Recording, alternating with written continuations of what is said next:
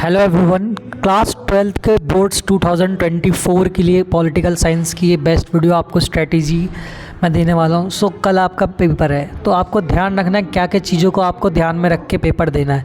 इसमें most important questions और topics और स्ट्रेटेजी आपको देने वाला हूँ।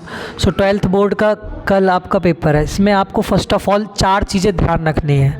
फर्स्ट, आपको सारे क्वेश्चन करने हैं, एक भी ब्लैंक पेज नहीं छोड़ना है, बिकॉज ब्लैंक पेज से आपको एक भी मार्क्स नहीं मिलेगा।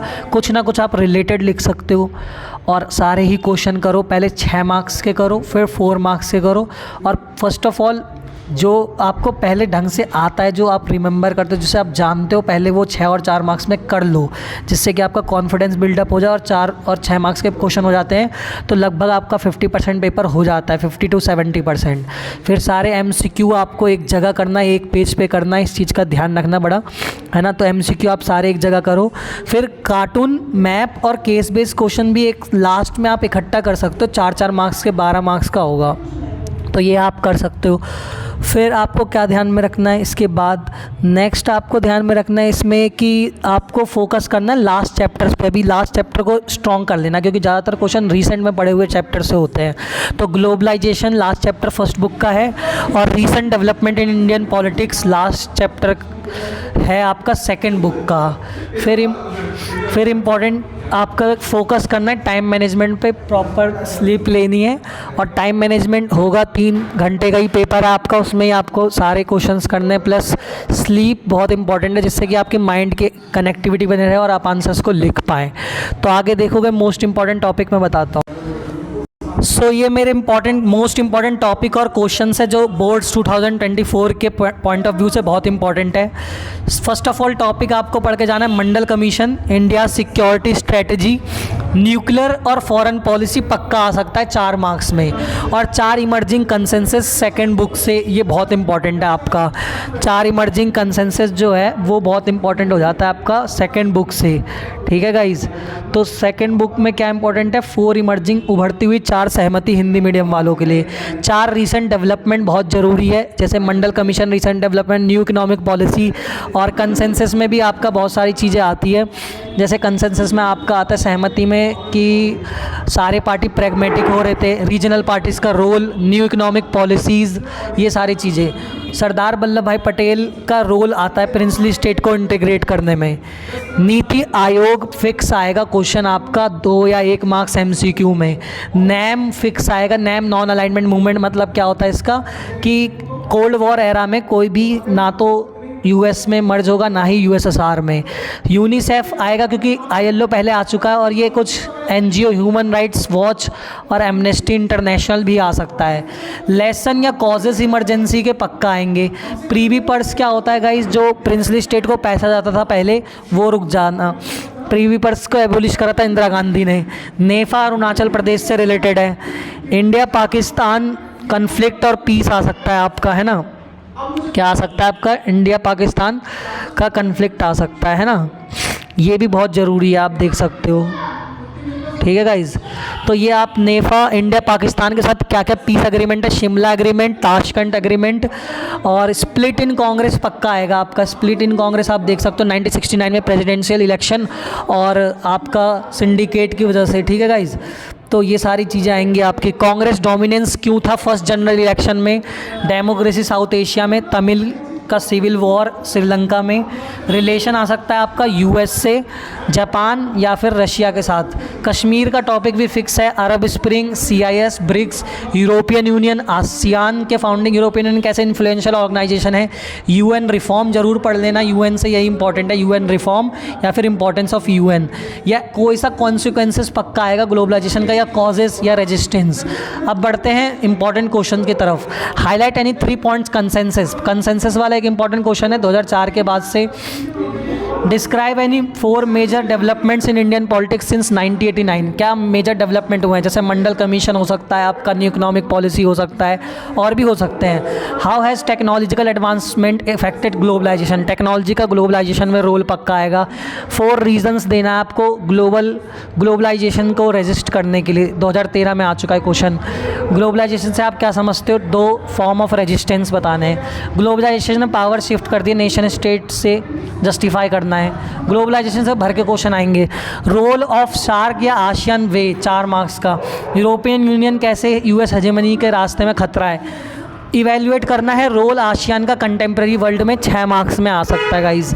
ये क्वेश्चन आप ज़रूर प्रिपेयर कर लें, ठीक है गाइज़। तो ये सारे क्वेश्चन आसियान के सभी बच्चे ज़रूर प्रिपेयर कर लें। अगस्त में आपको पता है 370 हटा, उसके क्या इम्पैक्ट पड़े। नेशनल इमरजेंसी का इम्पैक्ट पूछ सकता है। इमरजेंसी क्यों लगाया, कंट्रोवर्शियल एपिसोड क्यों मानते हैं उसे, एनालाइज करो 4 रीज़न। प्रीवी पर्स क्या होता है, पक्का आएगा। प्रीवी पर्स किसने हटाया था? इंदिरा गांधी ने हटाया था, जिसमें कि प्रिंसली स्टेट को पैसा जाता था। New sources of threat, non traditional security, पक्का आ सकता है। Describe any 4 criteria that have been proposed in recent new permanent member बनने के लिए यूएन सिक्योरिटी काउंसिल में क्या क्राइटेरिया है। Highlight any 3 political consequences of globalisation. Explain 2 factors that have contributed to Pakistan failure in building stable democracy. Pakistan में stable democracy क्यों नहीं है, ये 4 मार्क्स का कई बार आ चुका है गाइज। फिर आगे क्वेश्चन है ब्रिक्स की फुल फॉर्म, ऑब्जेक्टिव्स ब्रिक्स के। Highlight any 3 positive and negative features of Soviet system के, फीचर पक्का आएगा।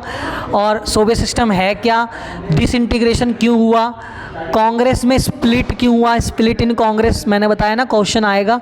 तो पॉलिटिकल ट्रांजिशन बताना है, नेहरू के बाद कैसा रहा, plus highly influential organisation European union कैसे बना, चाइना कैसे 2040 तक यूएस को टक्कर दे देगा। Highlight any of the several competition and many conflicts in 1989, consensus जो हुए, कंसेंसस पक्का आएगा। और प्रॉब्लम्स जो इंदिरा गांधी ने फेस करे थे।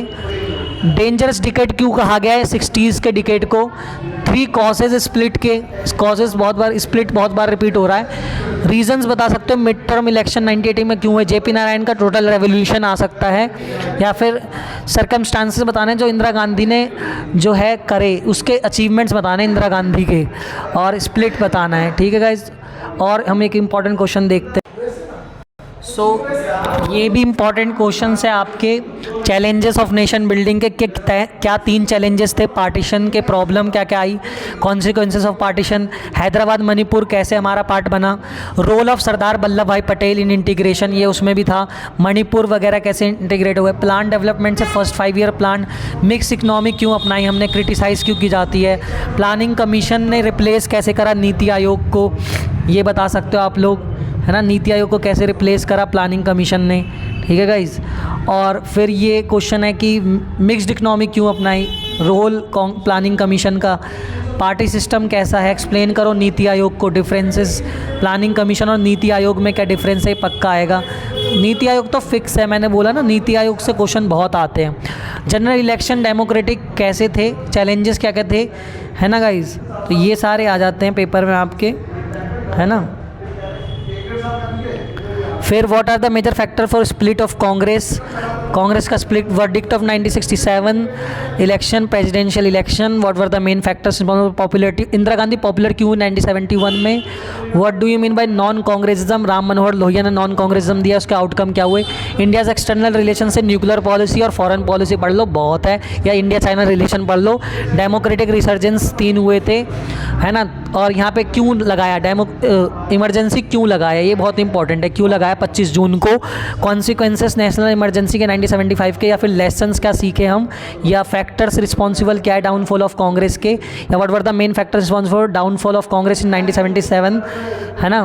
What were the main factors that responsible Janata Party, और रीजनल एस्पिरेशन के क्वेश्चन है, नॉर्थ ईस्ट डिमांड क्या थी, और मूवमेंट्स वगैरह, ठीक है। न्यू ट्रेंड्स आएगा, कंसेसनेस, या फिर major developments that have take place in Indian politics during NDA 3 and NDA 4, 6 marks का आएगा।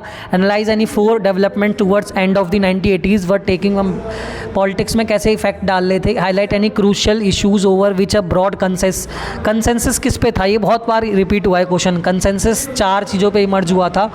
Era of coalition government was seen pragmatic rather than ideological, examine the statement end of bipolarity security का question चालू हो गया second book का।